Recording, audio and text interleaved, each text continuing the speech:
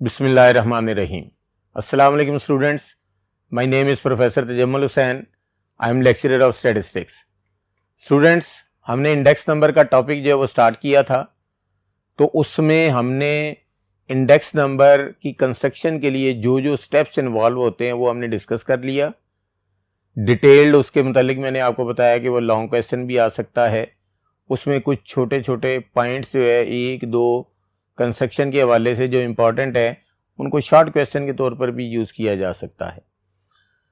आज हम पढ़ेंगे कि यूजेस ऑफ इंडेक्स नंबर, कि इंडेक्स नंबर के यूजेस क्या है। सबसे पहले ब्रॉडर स्पेक्ट्रम में हम ये कह सकते हैं कि index number are used in the field of commerce, industries, economics, business, stock market and so on. इस तरह के जितनी भी फील्ड हैं इंडेक्स नंबर बहुत ज़्यादा यूज होता है। उसके बाद है हमारे पास कि index number are helpful in the future economic trends, कि इकोनॉमिक ट्रेंड्स जो हैं फ्यूचर में कैसा आ सकता है, कैसे उसके ट्रेंड्स बन सकते हैं, और उस लिहाज से हम जो इकोनॉमिक्स को डिस्कस करते हुए इकोनॉमिक पॉलिसीज जो डेवलप करते हैं वो कैसे करेंगे, तो इंडेक्स नंबर हमें उस ट्रेंड की वजह से हेल्पफुल होता है कि हम इकोनॉमिक्स पॉलिसी जो है वो कैसे बनाएं या क्या बनाएं। Number 3, index number use in studying difference between categories. Categories में डिफरेंस के लिए भी यूज किया जाता है, जैसे एनिमल्स वगैरह में, पर्सन्स में, आइटम्स में, गुड्स में, इन सब में डिफरेंशिएशन के पॉइंट ऑफ व्यू से कैटेगरी जो बनाई जाती हैं तो इंडेक्स नंबर यूज किया जाता है। नंबर 4, कि index number is use to measure the change. ये तो हमें पता है कि इंडेक्स नंबर जो है वो मेजर ऑफ चेंज के लिए जो है ना वो यूज किया जाता है। Industrial production in the country, कि हमारे पास इंडेक्स नंबर जो है ये ओवरऑल पूरे कंट्री की जो measure of change of level है इंडस्ट्रियल प्रोडक्शन का, उसको मेजर करने के भी काम आता है। फिर उसके बाद है index number use to measure seasonal variation, cyclical variation. It mean कि ये टाइम सीरीज का भी पार्ट है, टाइम सीरीज में भी हमें ये हेल्पफुल है इंडेक्स नंबर। इसी तरह नंबर 6 है कि index number use to measure of purchasing power of money. Purchasing power of money का कंसेप्ट भी जो है ना वहां पर हमारे पास कॉमर्स या इकोनॉमिक्स में बहुत ज्यादा यूज होता है, तो लिहाजा ये जो मनी की जो परचेजिंग पावर है उसकी चेंज को भी जो है ना मेजर के लिए इस्तेमाल किया जाता है। इंडेक्स नंबर 7 पॉइंट जो है मोस्ट इंपॉर्टेंट पॉइंट है कि index number use to making policies. वो कैसी पॉलिसीज? इकोनॉमिक पॉलिसीज हो सकती हैं, एजुकेशनल पॉलिसीज हो सकती हैं, बजट वगैरह है। यानी इसका मतलब ये है कि ये फोरकास्टिंग में भी बहुत ज्यादा यूज होता है, क्योंकि जब आपने बजट बनाना है किसी कंट्री का, वो जो फाइनेंशियल ईयर शुरू होता है उससे पहले बजट बनाते हैं। इसका मतलब प्रीवियस ईयर को जो है ना आपने एज ए कंपैरिजन जो है वो यूज करना होता है, और वहां से जो पिछले 2, 3, 4 साल होते हैं वहां से आपने उसकी फोरकास्ट करते हुए फर्दर जो है वो आपने बजट में उन चीजों के जो टैक्सेस हैं या दूसरी चीजें हैं वो शामिल करनी होती है फोरकास्टिंग के पॉइंट ऑफ व्यू से। जैसे आजकल अगर आप देखते हैं तो सेल फोन वगैरह या जितने भी आपके पास टैबलेट्स हैं, लैपटॉप्स हैं, इन सब पर जो है ना वो ड्यूटीज जो है वो जब लगती हैं, तो आज से कोई 25 साल पहले जब मार्केट में मोबाइल फोन जो है वो इंट्रोड्यूस हुआ पाकिस्तानी मार्केट में, तो इसका मतलब उस वक्त जो उस पर टैक्स वगैरह था वो लोकली तो कलेक्ट होता था, लेकिन कभी भी बजट के अंदर उसको कोई वाज़ेह फिगर नहीं मिली थी। आहिस्ता आहिस्ता जब उसका यूज़ बढ़ता गया लोगों में, तो फिर डेफिनेटली जो है उसके पॉइंट ऑफ व्यू से हमने ये देखा कि लोगों का यूज़ ज़्यादा है, तो फिर गवर्नमेंट ने उस यूज़ के मद्देनज़र टैक्सेस जो है वो इम्पोज करना शुरू कर दिए। और आहिस्ता आहिस्ता अब ये वक्त है कि एक मेजर रेवेन्यू जो है वो हमें टैक्सेस की सूरत में वो मोबाइल फ़ोन के जो अपना लोड वगैरह होते हैं उनसे जो वो हासिल करती है हुकूमत। लेकिन जी इंडेक्स नंबर के यूजेस के बाद इसकी कुछ लिमिटेशन यानी हद इसकी हैं, जिसे सम टाइम हम ड्रॉबैक्स भी कहते हैं, उसे हम देखेंगे। तो आइए चलते हैं नेक्स्ट बोर्ड की तरफ। जी स्टूडेंट्स, लिमिटेशन, जैसे मैंने आपसे ये कहा कि इसकी हदूद यानी कहाँ पे जाके इंडेक्स नंबर जो है वो बेहतर परफॉर्म नहीं कर पाता, या इसके ड्रॉबैक्स कह लें। तो लिमिटेशन में नंबर 1 जो है कि इंडेक्स नंबर जो है ये एक रफ इंडिकेटर के तौर पर यूज होता है रिलेटिव चेंज में। मतलब ये कि हम एक आइडिया तो दे सकते हैं कि प्रीवियसली अगर लास्ट ईयर किसी कमोडिटी की प्राइसेस में जो चेंज आई है वो अगर 8.5% है, उससे पिछले में 10% है, उससे पिछले जो है वो 5% है, तो हम जो एक आइडिया ही दे सकते हैं, रफ इंडिकेटर के तौर पर ही दे सकते हैं कि नेक्स्ट ईयर अपकमिंग ईयर में जो उस कमोडिटी की प्राइस है वो 10%, जो प्रीवियसली हमने देखा कि भी जो है ना उसमें मैक्सिमम 10% था, तो हमने कह दिया 10% चेंज हो जाएगी। लेकिन मार्केट में जिस वक्त फाइनेंशियल ईयर स्टार्ट हुआ तो मे बी किसी वजह से जो वहां पर एकदम शॉर्टेज हो गई, उसकी प्राइस बहुत ज्यादा इंक्रीज कर गई। तो इसका मतलब है रफली तो इंडिकेट करता है रिलेटिव चेंज को इंडेक्स नंबर, लेकिन परफेक्टली नहीं करता। लेकिन number 2, choice of representative commodities, जो कमोडिटीज रिप्रेजेंट कर रहे हैं वो सम टाइम मिसलीड हो जाती। जैसे आप जो रिप्रेजेंटेटिव कमोडिटीज है उनमें ऐसी कमोडिटीज को ले लें जो किसी किस्म के भी अफेक्ट पर, जो किसी किस्म का भी अफेक्ट ना छोड़ रही हो, चाहे उसकी प्राइस इंक्रीज होती है या डिक्रीज होती है, लोग उसको उतना ही यूज करेंगे, उतना ही उसे परचेज करेंगे जितनी उनकी जरूरत होती है, जैसे साल्ट होता है, नमक वगैरह। तो लिहाजा choice of representative commodities may mislead to wrong conclusion as they based on sample.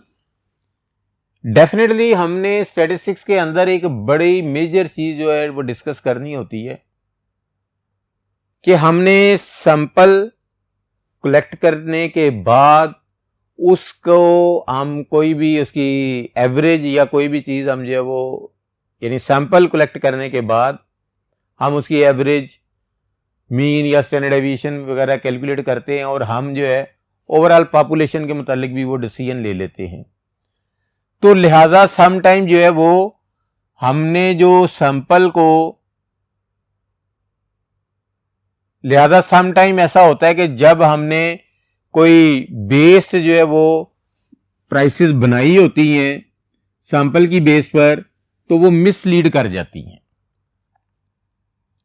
Number 3 हमारे पास है there may be errors in the choice of base period. May be error हो जाए, पता ही ना हो कि भी किसी एक ईयर में कोई हिडन डिजास्टर था जिसे हमने पेपर में, हिडन डिजास्टर था जिसे हमने पेपर में शो जो है वो सही तरह नहीं कर पाए, जिसकी वजह से प्राइसेस जो है वो एकदम अफेक्ट हुई, 2, 4, 5 दिनों में अफेक्ट हुई और उसके बाद दोबारा स्टेबल हो गई और फिर पूरे साल पर वो अफेक्ट जो है वो शो होता रहता है। तो मे बी हमें जो है बेस पीरियड या वेट्स जो अटैच करने होते हैं उसकी चॉइस में कोई एरर आ जाए। नंबर 4 है comparison of changes in variables over long period is not reliable. यानी जो हमने चेंजेस को कंपेयर करना है लॉन्ग पीरियड के पॉइंट ऑफ व्यू से, कि मसलन हम 20 साल का जो है वो चेक करते हैं पीरियड का, और उसमें हमने जो है चेंज ऑफ वेरिएबल जो है वो चेक करना चाहते हैं, प्राइसेस को कंपैरिजन लेते हैं, तो बड़ा मुश्किल सा हो जाता है और सम टाइम जो है वो रिलायबल नहीं होता। उसके बाद है जी हमारे पास नंबर 5 कि इंडेक्स नंबर चूंकि स्पेशल टाइप है एवरेजेस की, इसलिए जो जो ड्रॉबैक्स जो है वो एवरेजेस के हैं या लिमिटेशन जो है वो एवरेज की है, वही लिमिटेशन जो है वो इंडेक्स नंबर की भी होंगी। लें जी, उम्मीद है ये थ्योरेटिकल पोर्शन जो है जिसमें आपके पास लिमिटेशन, यूजेज और कंस्ट्रक्शन ऑफ इंडेक्स नंबर में जो स्टेप्स इन्वॉल्व है वो आपको समझ आ गए होंगे। तो अब चलते हैं, इंडेक्स नंबर को हमने एक स्ट्रक्चर डिज़ाइन करना है कि हमें क्वेश्चन देख के पता चल सके कि वो क्वेश्चन जो वो किस इंडेक्स नंबर का है, क्योंकि इंडेक्स नंबर की बेशुमार टाइप्स आ जाती हैं। उनमें मेजर टाइप जो है वो सिंपल इंडेक्स नंबर और कंपोजिट इंडेक्स नंबर है, फिर क्वांटिटी इंडेक्स नंबर वगैरह भी होते हैं, लेकिन हम जो सिंपल इंडेक्स नंबर और कंपोजिट इंडेक्स नंबर और उसकी फर्दर टाइप्स को जो है डिस्कस करने के लिए आइए चलते हैं नेक्स्ट बोर्ड की तरफ। जी स्टूडेंट्स, इंडेक्स नंबर और इसकी टाइप्स, ये नंबर 1 कह लें कि आपके पास सिंपल इंडेक्स नंबर है, और नंबर 2 जो है कंपोजिट इंडेक्स नंबर है। डिफरेंस क्या है दोनों में? सबसे पहले कि सिंपल इंडेक्स नंबर, अगर आपने डिफरेंट ईयर्स में सिर्फ किसी एक कमोडिटीज की प्राइसेस या क्वांटिटी, उसकी मेजर ऑफ चेंज चेक करनी हो तो वो सिंपल इंडेक्स नंबर कहलाएगा। इसका मतलब है इसका ताल्लुक हमारी ऑब्जर्वेशन के साथ है कि एक कॉलम आपके पास ईयर्स का बना हो, डिफरेंट ईयर्स यहां पर हैं, और एक कॉलम जो है वो प्राइसेस का है या क्वांटिटी का है, तो इसका मतलब है सिर्फ 2 कॉलम अगर आपको नजर आ जाए तो प्राइसेस जो है किसी एक पर्टिकुलर कमोडिटी की ही होंगी, तो इसे हम सिंपल इंडेक्स नंबर कहेंगे। दूसरा है हमारे पास composite index number. Composite index number, तो डेफिनेटली बात यह है कि सिंपल के बाद कंपोजिट है तो एक से ज्यादा का कंसेप्ट होगा। तो डिफरेंट ईयर्स में अगर मोर देन 1 कमोडिटी की प्राइसेस या क्वांटिटीज दी गई हों तो वो कंपोजिट इंडेक्स नंबर होगा। जिस तरह मैंने ये कहा कि यहां पर तो आपके पास 2 कॉलम होंगे, एक ईयर का हो जाएगा, एक प्राइसेस का। तो जो कंपोजिट इंडेक्स नंबर है इसमें मोर देन 2 कॉलम होंगे, कि फर्ज करें आपके पास जो है ईयर्स हैं डिफरेंट, यहां पर आपके पास प्राइसेस हैं ए कमोडिटी की, बी कमोडिटी की, और इसी तरह एंड सो ऑन। तो इसका मतलब है जब आपके पास मोर देन 2 कॉलम्स में आपके पास डाटा आ जाएगा इंडेक्स नंबर के पॉइंट ऑफ व्यू से, तो वो कंपोजिट इंडेक्स नंबर कहलाएगा। फिर further composite index number itself जो है वो डिवाइड है 2 कैटेगरी में। नंबर ए जो है वो है अनवेटेड इंडेक्स नंबर, बी जो है वो weighted index number. Unweighted index number और वेटेड इंडेक्स नंबर में डिफरेंस क्या है? हमें यह पता है कि कंपोजिट इंडेक्स नंबर है, यानी इसका मतलब यह कि एक टेबल है जिसमें मोर देन 2 कॉलम्स या रोज हैं।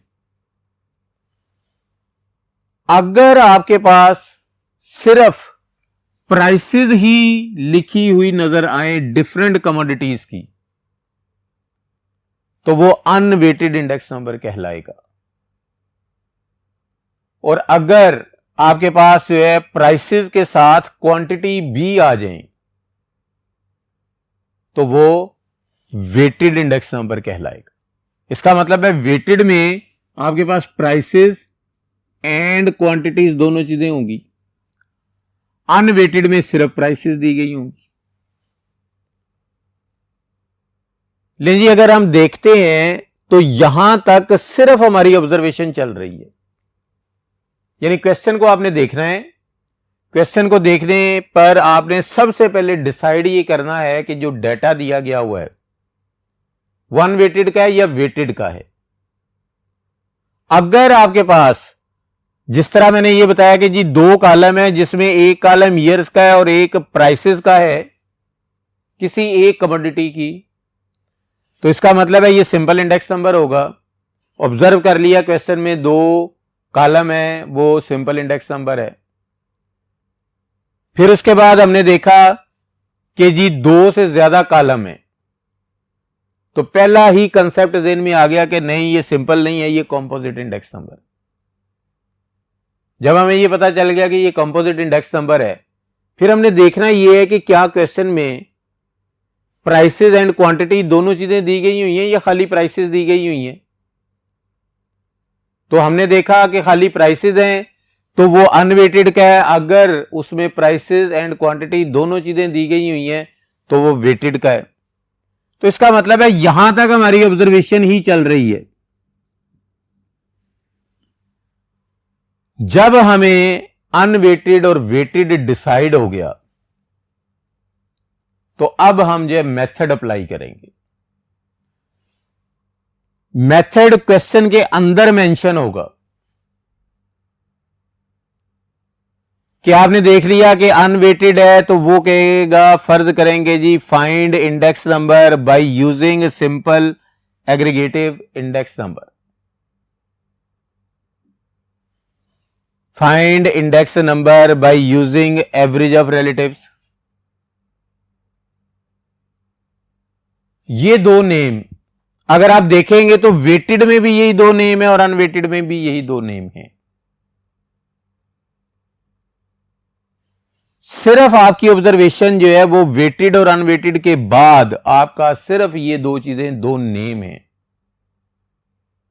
और इंशाल्लाह सबसे पहले हम इंडेक्स नंबर में जो सिंपल इंडेक्स नंबर को डिस्कस करेंगे, फिर कंपोजिट इंडेक्स नंबर को डिस्कस करेंगे, और इसके लिए मिलते हैं नेक्स्ट लेक्चर में इंशाल्लाह। तब तक के लिए अल्लाह हाफिज।